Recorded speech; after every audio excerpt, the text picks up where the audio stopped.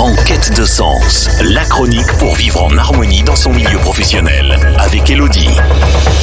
Bonjour et bienvenue à toutes et à tous sur Radio Grand Lac. Je suis ravie de vous retrouver aujourd'hui pour ma chronique En quête de sens. Cette émission, vous le savez, est consacrée à cette thématique qui m'est chère, aussi bien dans ma vie personnelle que ma vie professionnelle, puisque j'en ai fait mon métier, accompagner chacun dans sa quête de sens et d'épanouissement. Vous le savez aussi, j'ai à cœur de montrer que tout est possible, de donner envie de suivre ses rêves, de donner les clés pour oser et vivre pleinement et d'apporter une meilleure connaissance de soi aux personnes que j'accompagne. Cette émission est donc complémentaire à mon métier puisqu'elle est dédiée à l'interview de personnes dont le parcours est inspirant, des personnes qui viennent nous partager leur histoire de vie, des personnes pour qui la quête de sens a pris tout son sens. Nous sommes ensemble pour 40 minutes, en direct sur le 92.1 ou sur radiograndlac.com et vous pouvez bien évidemment écouter toutes les émissions en replay sur la chaîne YouTube ou sur l'application. Aujourd'hui, je suis avec Marjorie Roulet-Bégas.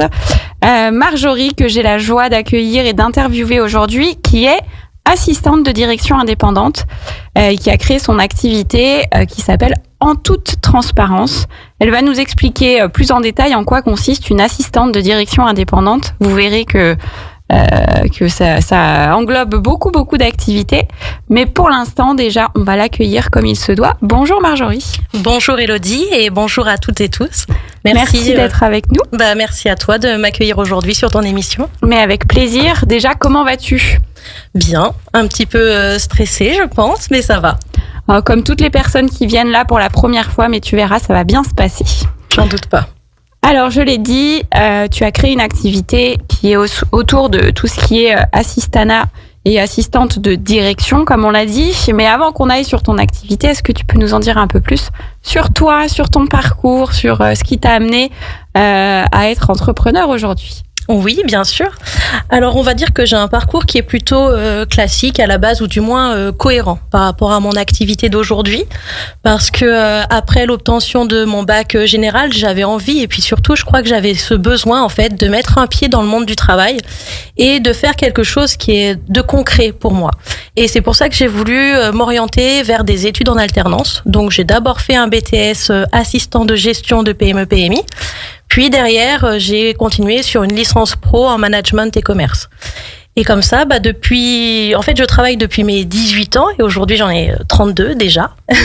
Ce qui m'a permis du coup de forger mon expérience dans différents secteurs d'activité, mais aussi dans des entreprises de taille et de forme différentes. Voilà. Aussi bien, j'ai travaillé dans des startups, mais aussi plutôt dans des entreprises familiales, des associations, et puis des secteurs d'activité qui ont varié également. Donc aussi bien l'industrie, la grande distribution, le secteur des nouvelles technologies, le bâtiment, le milieu social qui a été une grande part aussi de mon parcours, et le milieu de la formation pour adultes.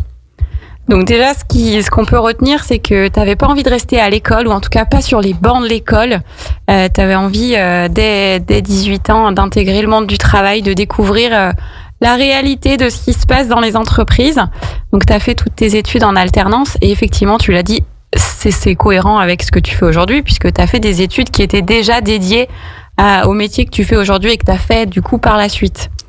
Ce qui est intéressant et ce qui est riche pour toi, enfin ce qui est une vraie valeur ajoutée pour les entreprises que tu accompagnes aujourd'hui, c'est que, comme tu l'as dit, tu as déjà vu plusieurs secteurs, plusieurs types d'entreprises, plusieurs du coup types d'organisation, de fonctionnement, plusieurs tailles.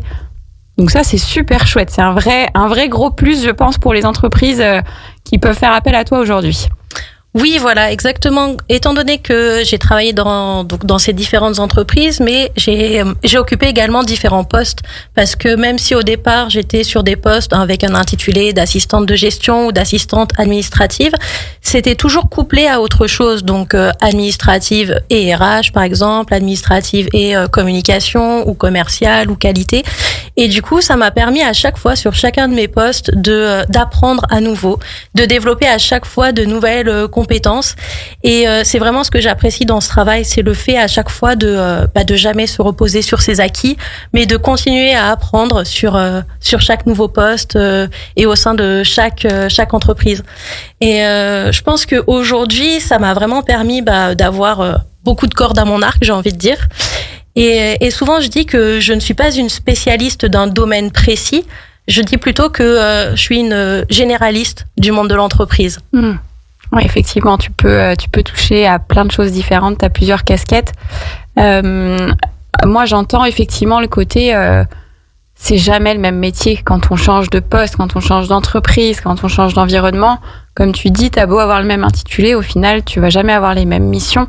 Tu vas jamais exactement faire la même chose. Tu vas devoir t'adapter aux personnes qui t'entourent, qui à la hiérarchie aussi.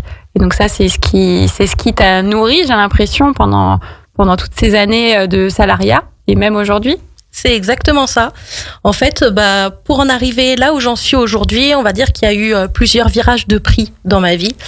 Donc, comme je le disais, je me suis essayée aussi au secteur de la grande distribution. Donc, tout le monde me disait, non, mais la grande distribution, faut surtout pas y aller. C'est un monde de requins. C'est vrai que c'est souvent ce qu'on entend dire. Voilà. Donc, je me suis dit, je vais aller voir par moi-même. Je vais me faire ma propre opinion. Je vais y aller. Je me lance un challenge. Voilà. Et on va voir comment ça se passe. Et du coup, en effet, pendant presque 2 ans, j'ai travaillé dans le secteur de la grande distribution, toujours sur ce même type de poste, assistante de gestion ou administrative et autres. Et au bout d'un moment, en tout cas sur le dernier poste que j'ai occupé, je me suis rendu compte que j'étais pas forcément en adéquation avec la politique de l'entreprise. Et puis là, on venait toucher un point sur lequel je pouvais absolument pas déroger, c'est mes valeurs. Et à partir du moment où j'étais plus en adéquation avec mes valeurs, là, je me suis dit, c'est plus possible. Et du coup, une des premières grandes décisions, justement, ça a été de démissionner. Alors, j'ai pas démissionné du jour au lendemain, mais pas loin, on va dire, parce que j'avais pas du tout de plan B. Donc là, je me suis dit, c'est juste que j'étais plus en capacité de retourner travailler là-bas. Et je me suis dit, il faut faire quelque chose, quoi. Et à ce moment-là, en plus, c'était il y a 10 ans en arrière, c'était en juin 2014. Et je me suis dit, bon, non, je peux pas retourner dans cette entreprise, faut que j'arrête. Donc, j'ai démissionné. Et je me suis dit, là, par contre, ma petite, il va falloir trouver quelque chose parce qu'il faut payer le loyer, il faut payer ses factures. Enfin, une démission, bien évidemment, on n'a droit à rien. Donc, il fallait trouver quelque chose. Et un membre de mon entourage me parle que dans son entreprise, il recherche pour la période d'été une standardiste. Donc, je me suis dit, c'est sûr que sur le papier, c'est pas le poste qui fait rêver, voilà. Mais je me suis dit, il faut, dans tous les cas, il me fallait quelque chose. Donc, ça faisait même pas 1 an que je venais d'avoir mon diplôme. Donc, comme tout jeune diplômé, on aimerait tous tout de suite trouver un travail qui correspond parfaitement à nos qualifications, avec que des missions qu'on aime et un salaire au top. Mais bon, malheureusement, faut se confronter à la réalité du terrain. C'est comme ça que ça se passe. Voilà, on est d'accord. Et donc du coup, je me suis dit, allez, go, je vais aller faire standardiste pendant l'été, et puis ce sera très bien. Et c'est comme ça que je me suis retrouvée dans le milieu médico-social pour la première fois de ma vie, puisque c'était donc dans un centre d'insertion socio-professionnelle pour adultes en situation de handicap psychique, un monde que je connaissais pas du tout. Et je me suis éclatée. Une révélation. Parce que autant les missions en soi de mon travail pur et dur, il y avait rien de particulier, rien de fou. Mais en fait, c'est le milieu dans lequel j'étais à ce moment-là. De pouvoir...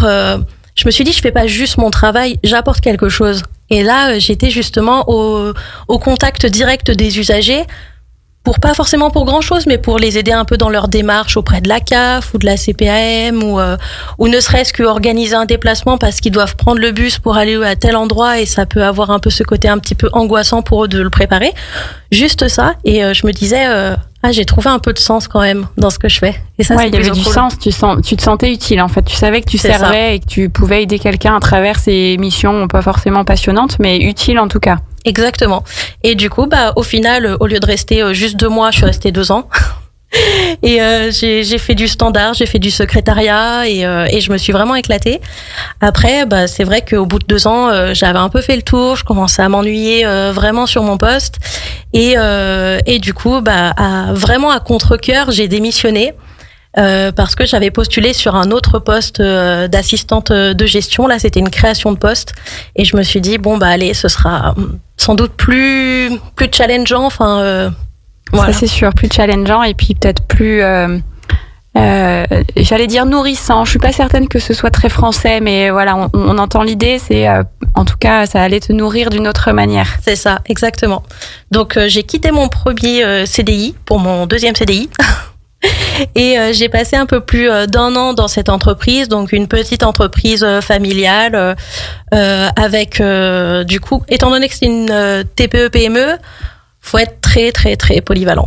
Donc on fait plein de choses toute la journée, donc pour le coup là je me suis absolument pas ennuyée et c'était vraiment très sympa, mais je me suis rendu compte que le milieu le secteur social me manquait. Il y avait plus ce côté-là. Là, en effet, je m'ennuyais plus dans mon travail, mais par contre, je m'épanouissais pas pour autant parce qu'il me manquait ce côté social, en fait. Oui, ça avait moins de sens. Exactement. Donc, du coup, j'ai de nouveau démissionné. Marjorie, la pro de la démission. pour aller signer mon 3e CDI. Et cette fois-ci, c'était donc à l'école de la deuxième chance de la Savoie, à Vauglan. Et j'y suis restée 3 ans sur un poste d'assistante de direction avec une équipe vraiment au top. Donc je me suis éclatée pendant ces 3 années où on m'a très vite, avec une directrice en fait qui m'a très vite fait confiance et du coup qui m'a, fur et à mesure, elle a bien compris comment je fonctionnais. C'est-à-dire que j'avais besoin moi à chaque fois d'apprendre de nouvelles choses, de me tester et pas de me reposer sur mes acquis. Et ça, elle l'a tout de suite compris. Donc du coup, à chaque fois, il y avait de la nouveauté, il y avait des nouveaux petits projets à mener, etc. Et c'était vraiment super, quoi, cette période-là. Et puis du coup, on était sur pour les personnes qui connaissent pas l'école de la deuxième chance, tu peux peut-être expliquer en 2 mots en quoi ça consiste ? Oui, tout à fait. Alors l'école de la deuxième chance, c'est donc une association qui accueille des jeunes de 16 à 25 ans qui ont décroché du système scolaire et qui sont donc la plupart sans diplôme et sans emploi et qui cherchent à reprendre ou du moins à préparer un projet professionnel. Donc on les accompagne dans ce cadre-là. Donc on revoit avec eux les savoirs de base et puis on travaille avec eux un projet professionnel pour, dans l'objectif en fait à la fin de leur parcours, qu'ils puissent soit repartir dans les études, soit trouver un emploi durable. Oui, effectivement, c'est une belle association. Du coup, là, tu étais assistante de direction, donc pareil, énormément de polyvalence. Exactement, beaucoup de polyvalence là aussi. Et puis au bout de 3 ans, je suis quand même partie. Au bout d'un moment, pareil, on se dit bon, j'ai un petit peu fait le tour. Et puis il y avait un autre établissement qui m'intéressait également. Et du coup, je suis partie du côté d'Annecy, où là, j'ai occupé un poste d'attaché de direction générale, donc dans une asso beaucoup plus grande, puisque là, on était quasiment 90 salariés sur 2 sites, Annecy et Cluse. Et du coup, là, pour le coup, j'étais vraiment à la fois dans l'opérationnel, mais aussi dans la stratégie. Et là, c'était vraiment challengeant. Challengeant et plaisant. Et plaisant aussi. Donc, parce que c'était un établissement médico-social qui propose là de la formation certifiante pour adultes en situation de handicap, tout type de handicap. Okay. Voilà. Donc, du coup, je me suis beaucoup plu sur ce poste, mais je pense que je me suis aussi oubliée. C'est-à-dire que j'ai voulu tellement m'investir sur cette création de poste, en fait, qui était le mien, sur cette association qui me plaisait énormément, que du coup, j'étais vraiment à fond et je m'écoutais même plus, en fait. Alors, il y a souvent, quand les gens viennent nous partager leur parcours, il y a souvent un élément déclencheur, en tout cas quelque chose qui fait que on s'est rendu compte à un moment que ça n'allait plus. Et donc là, toi, c'est ça, c'est le côté « je m'oublie ». Et du coup, pour toi, ça se traduit comment ? Tu travailles trop, je m'implique trop personnellement, émotionnellement. Comment ça se traduit pour toi ? C'est exactement ça en fait. C'est je travaille trop, je compte même plus mes heures. Je suis la première à arriver au travail, je suis la dernière à partir le soir. Et puis j'ai l'impression d'avoir un rythme effréné que je ne maîtrise même plus en fait. Et j'étais vraiment arrivée à ce point-là, comme si j'étais prise dans un tourbillon et dans l'incapacité totale d'en sortir. Je subissais ma vie en fait. Je le voyais vraiment de cette façon-là. Tu en avais conscience ? Donc Au début, non, pas du tout. Ouais. Et pourtant, j'ai des personnes de mon entourage qui m'ont dit tu devrais lever le pied, t'as l'air fatigué en ce moment, t'es un peu à fleur de peau, etc. Et je me suis dit que peut-être que justement, il faudrait que je me repose un peu, mais j'y arrivais pas pour autant. Avec une vie professionnelle bien chargée, une vie personnelle bien chargée également. Et à cette époque-là, j'étais aussi sapeur-pompier volontaire. Donc voilà, histoire d'occuper le peu de temps libre qui restait dans ces journées. C'est bien de partager ce genre d'expérience parce que c'est une des plus grosses problématiques du surmenage, du burn-out, on l'appelle comme on veut, mais c'est qu'en fait on ne se rend pas compte. On fait des heures pas possibles, on est en train de littéralement péter un plomb, mais on n'en a pas conscience. Alors que notre entourage, comme tu l'as dit, eux, ils voient qu'il y a quelque chose qui tourne pas rond, ils essayent de nous alerter, mais en fait le déclic, malheureusement, il faut qu'on l'ait par nous-mêmes. Donc c'est intéressant que tu en parles pour que les gens qui nous écoutent, si quelqu'un se sent un petit peu dans cette situation-là, je sais pas s'il y a des pensées du style j'y arrive plus, je m'en sors plus, ou que vous constatez que vous faites des heures que vous ne devriez pas faire, levez le pied, faites attention. Donc je reviens sur toi. Trop d'heures, trop de surmenage, trop de tout. La difficulté, et surtout ce que tu nous dis, c'est la difficulté à tout gérer. En fait, je vois que ça va vite, qu'il y a plein de choses et je me rends compte quand même que ça ne matche pas. Et même si ton entourage te le dit, dans un premier temps, tu n'en as pas conscience, qu'est-ce qui fait qu'à un moment, tu réalises vraiment ? Et bien en fait, c'est du jour au lendemain, mon corps qui m'a mis un gros stop. Et qui m'a dit en fait stop, c'est terminé, là on n'en peut plus, on peut plus suivre, donc on te laisse pas le choix. Un matin je me suis levée, j'arrêtais pas de pleurer, etc. Je suis quand même allée jusqu'à mon travail et puis là je suis restée, j'ai bugué devant ma tasse de thé et je continue à pleurer et je me suis dit mais en fait je suis pas en capacité de travailler quoi. Donc là c'était allé tellement loin que du coup derrière il a fallu 2 mois d'hospitalisation quand même pour vraiment lâcher totalement, lâcher le boulot mais lâcher aussi le perso, tout quoi, et se dire maintenant ce temps-là je le prends pour moi, pour aller mieux, pour reposer mon cerveau, pour que mon cerveau il arrête de tourner en permanence de jour comme de nuit. Non, il fallait vraiment là hop, stop, on calme tout en fait. De toute façon, on le dit souvent, mais le corps, quand il a décidé que c'était fini, il y a plus grand chose à faire. Donc ça peut être très impressionnant en plus quand on se lève un matin comme tu dis et que on ne peut pas s'arrêter de pleurer, mais qu'on n'a pas du tout idée de pourquoi, et que en plus derrière ça nécessite une hospitalisation. C'est pas évident à vivre. Comment ça s'est passé pour toi ? Ça a été difficile à accepter au début.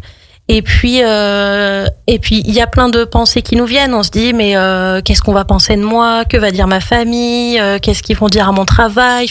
Puis si je suis plus là, comment ils vont faire ? On repense à plein de trucs. Et après, heureusement, j'ai été hyper bien entourée, que ce soit par le personnel médical, mais également par mes amis proches. Et j'ai bien vu que mes amies, j'ai pu tout de suite compter sur elles et voilà, elles ont géré ma famille avant tout. et puis elles ont été super présentes avec moi et elles m'ont dit non mais lâche en fait. C'est bon, t'es pas obligé de porter toute la misère du monde sur tes épaules. Il arrive un moment, stop. Et là, aujourd'hui, faut penser à toi et c'est tout. De toute façon, on peut pas s'occuper des autres si on ne s'occupe pas de soi-même. Exactement. Donc, une sacrée expérience quand même qui, j'imagine, t'a marqué, mais aussi forgé et construite quelque part où, même si t'avais déjà plein de bases solides, mais en tout cas, ça apporte encore d'autres fondations, je pense. Tout à fait, oui. Et puis, on va dire qu'à la suite de cette hospitalisation, moi, je me sentais vraiment... j'avais perdu toute confiance en moi. J'étais au plus bas, je me sentais plus capable de quoi que ce soit. C'est comme si du jour au lendemain, j'avais perdu toutes mes compétences, toutes mes connaissances, comme si j'étais plus capable de faire quoi que ce soit. Et là, je me suis dit, non, mais je peux pas retourner au travail comme ça, je vais servir à rien.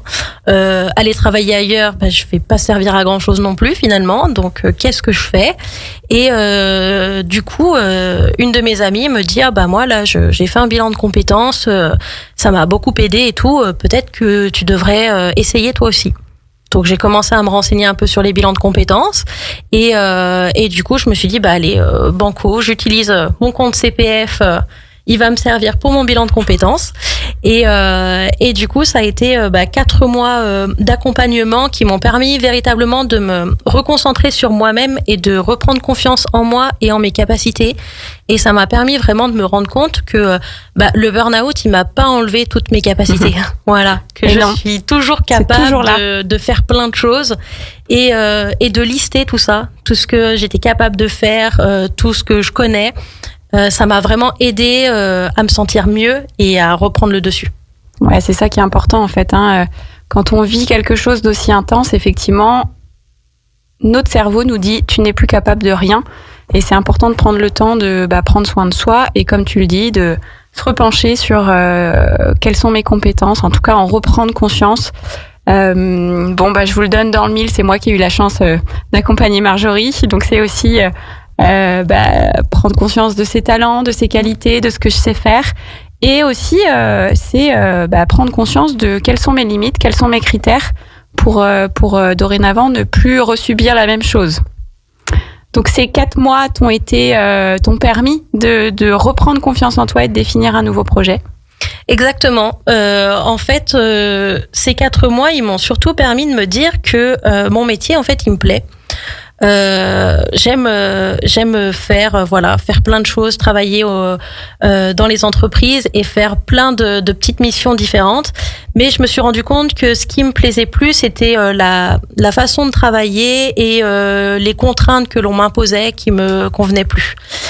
Et là, je me suis dit qu'est-ce que je fais ? Dans tous les cas, du coup, je me voyais pas continuer mon travail dans l'entreprise où j'étais. Je me suis dit repartir dans une autre entreprise avec la possibilité que ça recommence parce que je me connais, j'ai un peu tendance à vouloir toujours en faire plus. Et là, je me suis dit est-ce que je tenterais pas de me mettre à mon compte ? Au fond de moi, c'était un peu quelque chose une petite idée que j'avais dans un coin de mon cerveau et que je gardais et je me disais peut-être un jour on verra et puis quand je serai grande. C'est ça. Et je m'étais pas penchée plus que ça là-dessus et finalement avec le bilan de compétences, ça m'a vraiment je me suis dit allez, ose sauter le pas. C'est comme si je me l'autorisais en fait à ce moment-là, de me dire allez, qu'est-ce que t'as à perdre au fond quoi. Je m'autorise et je me dis que je peux le faire et que je peux y arriver, que c'est pas réservé que aux autres. C'est ça, exactement. Et là je me suis dit de toute façon j'avais pas beaucoup d'investissement au départ pour lancer mon activité, donc je me suis dit essaye. Au pire ça ne marche pas, j'ai toujours travaillé, du travail j'en retrouverai. Mais je me suis dit je veux pas avoir de regrets. Donc allez go, on y va puis on verra bien quoi. Alors avant qu'on aille sur que tu puisses nous expliquer plus en détail ce que tu fais dans cette fameuse activité, du coup on va en parler. On va faire une petite pause musicale avant ça et donc je vous laisse sur ces belles paroles de fin, c'est oser. À Aix-les-Bains, à Chambéry et bien plus encore, Radio Grand Lac vous accompagne sur le 92.1 FM. En quête de sens, la chronique pour vivre en harmonie dans son milieu professionnel, avec Elodie. Eh bien, on se retrouve pour la deuxième partie de cette émission En quête de sens. Aujourd'hui, pour ceux qui n'étaient pas là, en première partie, nous sommes avec Marjorie. Marjorie qui a créé son activité qui s'intitule En toute transparence et qui est donc une activité d'assistante de direction indépendante. Alors Marjorie, tu nous as expliqué un petit peu ton parcours. Tu nous as expliqué le cheminement des différentes expériences jusqu'à la dernière en tant que salarié qui t'a amené à un burn-out, qui t'a obligé à être hospitalisé, donc quelque chose de très intense. Tout ce parcours, toute cette expérience qui t'a amené aussi à faire un bilan de compétences pour te poser les bonnes questions, pour reprendre confiance en toi. Pour réfléchir à qu'est-ce qui était dorénavant bon pour toi et qu'est-ce que tu voulais. Et donc, c'est tout ce chemin qui t'a amené à te dire « Et si je me mettais à mon compte ? Mon métier me plaît, mais et si je l'exerçais d'une autre manière ?» Et c'est donc ça qui t'a qui t'a donné cette envie et qui t'a fait créer cette activité qui est plutôt récente. Même si, on l'a compris, hein, le métier, tu le maîtrises depuis des années. Tu maîtrises aussi bien sa polyvalence que j'allais dire l'expertise de tout ce que tu as à faire dans tes différentes tâches. Mais en tout cas, tu es à ton compte depuis quelques mois. Donc, je vous le redis, ça s'appelle En toute transparence. Et alors, qu'est-ce que tu proposes exactement, Marjorie ? Qu'est-ce que tu peux, comment tu peux aider les entreprises aujourd'hui ? Alors du coup, la naissance de cette entreprise, ça a été aussi en partance d'un constat. Un constat qui est que, selon les dernières études de l'INSEE, un chef d'entreprise, il passe à peu près 35% de son temps à faire de l'administratif, de la paperasse, comme on dit. Je confirme. Et 35% sur une semaine de 5 jours, parce qu'on part du principe qu'un chef d'entreprise ne travaille que 5 jours, bien évidemment. Donc ça correspond quand même à une journée, plus les 3/4 de la seconde journée, ce qui est quand même énorme. Donc je me suis dit, comme quoi je pense qu'il y a moyen que je me faufile dans cette tranche-là. Et du coup, j'ai commencé donc à faire le point sur ce que je pouvais proposer. Et bien évidemment, quand on est à son compte, on se dit qu'on va proposer que les missions qu'on aime, du coup, étant donné qu'on a le choix.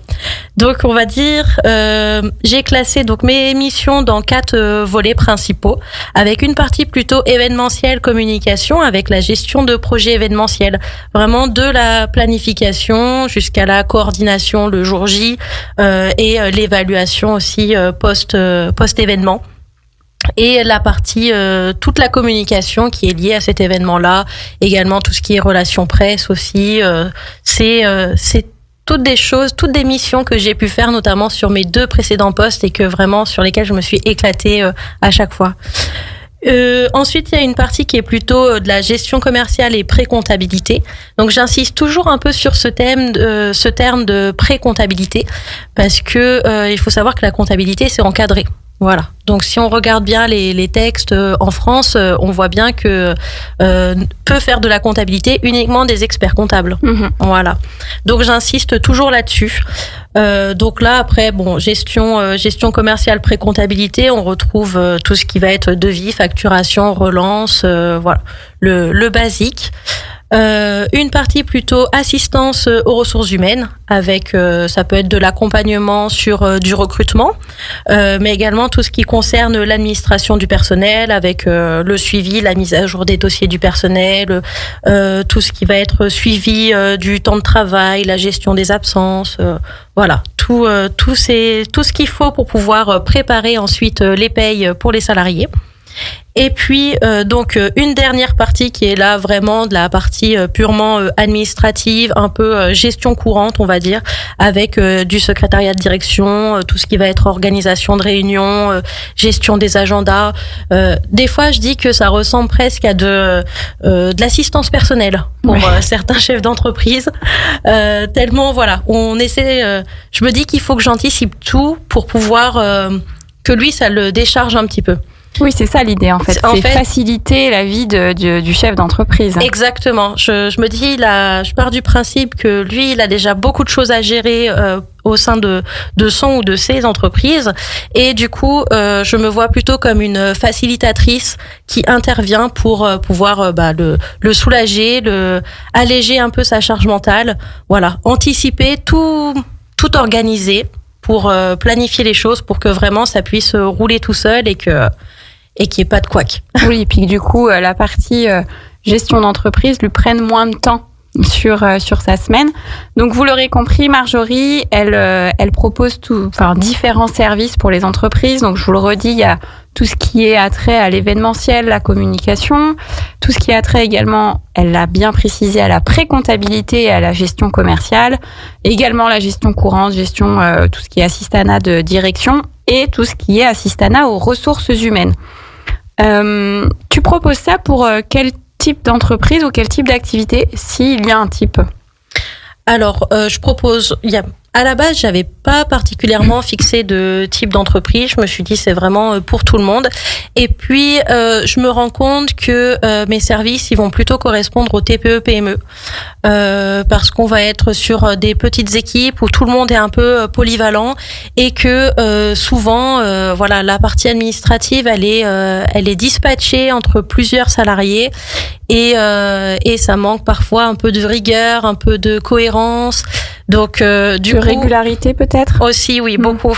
Et du coup c'est ce que je peux constater un peu dans les entreprises où j'interviens, c'est que on part du principe non mais ça c'est pas moi, c'est un tel qui le fait. Au final personne ne l'a fait, on rate les délais et c'est comme ça qu'on se retrouve aussi parfois à payer des pénalités ou des choses comme ça. Donc c'est pour ça que je trouve que ça correspond bien aux chefs d'entreprise des TPE-PME. Puisque c'est pareil, on leur demande aussi beaucoup de choses à ces chefs d'entreprise, mais ils peuvent pas être au courant de tout ce qui existe, de toutes les lois, de tous les textes à appliquer, etc. Donc d'avoir quelqu'un qui s'y connaît un petit peu plus, qui a cette expérience-là et qui est aussi en capacité de prendre le temps d'aller chercher l'information, surtout, c'est un petit plus quand même pour l'entreprise.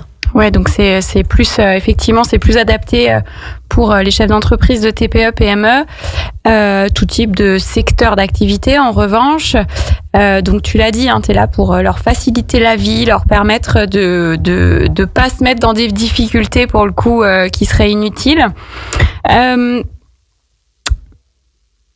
Dans les entreprises dans lesquelles tu interviens, ou en tout cas dans ta volonté quand tu as créé ton activité, est-ce que c'est des missions où tu viens toutes les semaines très régulièrement avec beaucoup d'heures, ou est-ce que au contraire ou je ne sais pas, c'est plutôt qu'une journée par semaine? Comment ça se matérialise? Alors c'est très variable. On va dire que je vais avoir des clients par exemple pour lesquels je vais faire que du distanciel et ça va être pour des missions bien précises. Où là on va être plus sur un forfait d'heures par mois et du coup ils vont m'envoyer par mail ou quoi dès qu'ils ont quelque chose à me donner à faire. Donc là, par exemple, j'ai le cas d'une personne qui vient de se mettre à son compte depuis peu de temps sur tout ce qui va concerner de la naturopathie. Et du coup, je l'aide pour la mise en forme de dossiers ou de PowerPoint, un peu de présentation. Voilà, plus de la mission vraiment purement de bureautique. Donc là, on n'a pas besoin de se voir. Je travaille de chez moi. Elle m'envoie les éléments et elle me dit pour quelle deadline il faut que ce soit bouclé. Mais à côté de ça, j'ai aussi donc des clients pour lesquels j'interviens plutôt régulièrement et en présentiel. Moi, j'aime bien le présentiel. Je trouve que c'est important parce que depuis le Covid, le télétravail s'est beaucoup démocratisé, mais je trouve que justement, on a perdu un peu ce côté humain dans les entreprises, ce qui est vraiment dommage. Et en allant dans les entreprises, moi, ça me permet aussi de prendre un petit peu la température parce que moi, au départ, je suis en lien uniquement avec le chef d'entreprise qui me dit ses besoins. Et en étant sur place, je vais me rendre compte aussi de ce qui potentiellement dysfonctionne, s'il y a des problèmes au sein de l'équipe, voilà. Et des fois, il suffit de ramener un petit peu de communication au sein des équipes pour que tout de suite, tout le monde se remette en marche ensemble, en fait. En fait, être sur place, être au sein de l'entreprise, ça te facilite la vie à toi, puisque ça te permet de capter des choses que tu n'aurais peut-être pas captées. J'imagine aussi que c'est plus facile, je sais pas si tu as besoin d'un document, tu as besoin de quelque chose, tu es sur place, c'est quand même plus facile que des échanges de mails à n'en plus finir. Mais en tout cas, toi, tu peux faire les deux. Dans ce que tu nous expliques, c'est que tu peux aussi bien avoir des missions un peu plus spécifiques, plus courtes, et donc t'as pas nécessité d'être sur place. Mais ça peut être aussi des missions beaucoup plus larges, peut-être des missions pas forcément très précises au début d'ailleurs, sur lesquelles tu peux être amené à intervenir sur site 1 jour, 2 jours, 3 jours, 4 jours par semaine. Enfin, ça, après, c'est en fonction du besoin de la personne, j'imagine. Exactement, c'est tout à fait ça. Et souvent, en effet, le chef d'entreprise, il va me contacter et il va me dire, voilà, c'est pour ça, ça, ça et ça. Et puis le fait d'être sur place, moi je vais me rendre compte que peut-être qu'il y a ce point-là qui prêche un petit peu ou quoi que ce soit. Et notamment, j'ai un de mes clients, à force d'être au sein de l'entreprise, de côtoyer les salariés, etc., j'ai pu me rendre compte qu'il y avait un vrai problème de communication entre la direction et les salariés. Et quand j'en ai parlé au chef d'entreprise, il m'a dit oui, mais franchement, moi j'ai tellement de choses à gérer que j'arrive plus à manager mon personnel, j'arrive pas à trouver les bons mots pour leur parler. Enfin, j'ai l'impression que quoi que je dise, de toute façon, ça va pas. Et je dis voilà, ce qu'on peut faire, écoute, c'est que je peux reprendre les choses et on va les reprendre ensemble. Donc, on a mis en place quelque chose, mais de tout simple, qui est vieux comme le monde. C'est uniquement une réunion hebdomadaire. Alors, pas une réunion pour dire de faire une réunion, mais vraiment, c'est 15-20 minutes de réunion hebdomadaire avec un ordre du jour qui est récurrent et où on passe les informations. Donc la direction transmet ces informations, mais on récupère aussi toutes les informations auprès des salariés sur des machines qui ont dysfonctionné dans la semaine, sur telle production qui a marché, telle production qui n'a pas marché. Voilà. Mais du coup, au départ, sur les premières réunions, on était vraiment sur de l'information descendante. Et au fil des semaines, ils se sont tous vraiment appropriés ce temps de réunion et ils l'attendent d'ailleurs. Parce que je vois que si je suis pas 9 heures pétante dans la salle de réunion, eux-mêmes viennent me chercher et me disent mais il y a pas réunion aujourd'hui. Et du coup au moins sur ce temps-là, on est vraiment dans l'échange. Et on a pu du coup même mener des petits projets. On a organisé des portes ouvertes dans l'été par exemple, et tout le monde était mobilisé sur cet événement. Et je trouve que c'est génial. Ça a vraiment ramené, de l'entraide, de la communication, tout ça quoi. Oui, donc au-delà de faciliter la vie même du chef d'entreprise et notamment toute sa partie administrative, tu peux aussi être le petit maillon de la chaîne qui va permettre justement que la chaîne elle casse pas et que ça ramène effectivement de la communication, une cohésion. On le constate dans beaucoup d'entreprises, c'est ce manque de communication, le fait que le chef d'entreprise a une vision, les salariés en ont une autre, et si chacun reste dans son coin, au bout d'un moment, ça crée des malentendus, ça crée des tensions. Et tu nous l'as très bien exprimé, avec juste 20 minutes par semaine, il y a plein de choses qui peuvent déjà changer. Donc vous l'aurez compris, Marjorie, elle peut vous aider, si vous êtes chef d'entreprise, dans toute la partie administrative, gestion commerciale, pré-comptabilité, événementielle. Voilà, tout ce qui a trait à l'administratif, c'est très très large, mais avec une approche pas uniquement tu me demandes un papier, je te fais ton papier, je m'en vais. C'est vraiment avec une approche de facilité, de facilitation, d'améliorer la vie de l'entreprise, d'améliorer la santé de l'entreprise. Et donc, forcément, ça permet aussi d'avoir une visibilité plus loin et de sécuriser l'avenir de l'entreprise. Parce qu'une entreprise, elle a beau avoir des clients, s'il n'y a pas de salariés, il n'y a pas d'entreprise. Si le chef d'entreprise va pas bien, il n'y a pas d'entreprise non plus. Donc, c'est un vrai cercle vicieux que tu entretiens. C'est ça ? Exactement. Bon. T'as tout compris. Et alors, t'as choisi le nom En toute transparence. Pourquoi ce nom ? Alors, choisir un nom d'entreprise, c'est vraiment compliqué. Oui. Donc, j'ai cherché pendant un bon petit moment. Et puis, j'ai organisé plusieurs brainstorming. Je crois que c'était un peu, finalement, la bonne excuse pour rassembler une bande de copains autour d'une pizza et de quelques bouteilles. Mais il y a un peu tout et n'importe quoi qui sont ressortis de ces soirées. Et puis, à un moment donné, je me suis dit, finalement, qu'est-ce que j'ai envie que ce nom représente ? J'avais pas forcément envie que ce nom il représente mon activité. Il y en a tellement des noms de assist quelque chose. Je me suis dit non, c'est pas moi ça. J'avais envie d'un nom qui me représente moi, qui représente qui je suis en fait, mes valeurs et la vision que je veux apporter. Et du coup pour moi le mot clé c'était vraiment la transparence. Et du coup, en toute transparence, est arrivé un peu tout seul à la suite de cette réflexion. Comme une évidence. Voilà, tout à fait. Donc, en toute transparence, où est-ce que tu peux intervenir du coup ? Quelle est ta zone géographique d'intervention ? Alors, comme je suis basée dans l'avant-pays savoyard, ça fait que je suis ouverte un petit peu à plein de... aussi bien à l'Isère que la Savoie, que l'Ain, même la Haute-Savoie éventuellement. Voilà, je suis dans une zone géographique où vraiment je peux me déplacer facilement. Oui, c'est assez central. Exactement. Ok, donc tout le Rhône-Alpes, on va faire large. Oui, voilà. Rhône-Alpes. Et alors, comment on peut te contacter? Tu as donc un site internet, tu es également sur les réseaux. Tu me disais que tu étais sur Facebook et LinkedIn. Donc, sur Facebook et LinkedIn, on te trouve sous le nom En toute transparence. C'est ça, En toute transparence-gestion sur Facebook et LinkedIn. Et pour mon site internet, donc c'est tout simplement www.ett pour En toute transparence-gestion.com.